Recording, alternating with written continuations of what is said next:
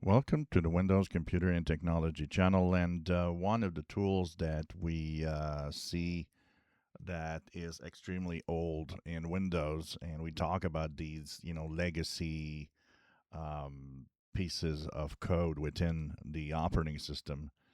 Um, People today probably don't know much about it, but this is still used by some. And there's even a resistance to actually having it removed.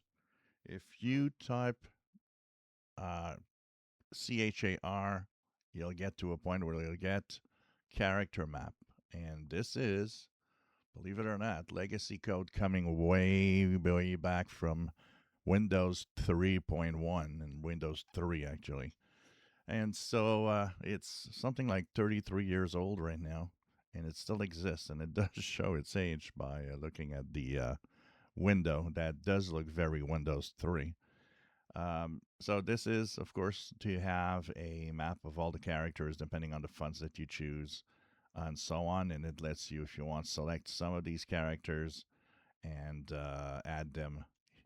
So to copy eventually, there's an advanced view that gives you a little more information about the characters themselves and so on. So this is something that, yeah, still exists. And it is something that some users still use today. There's kind of an equivalent of this in Windows 11, but it doesn't offer everything that this does.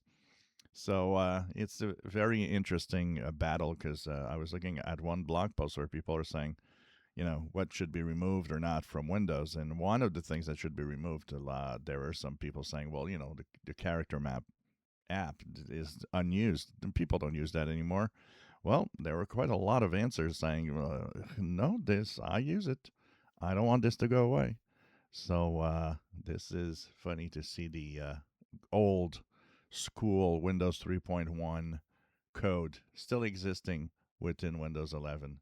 Shows you how a complex operating system Windows is, with all the old code and new code kind of, having to work together.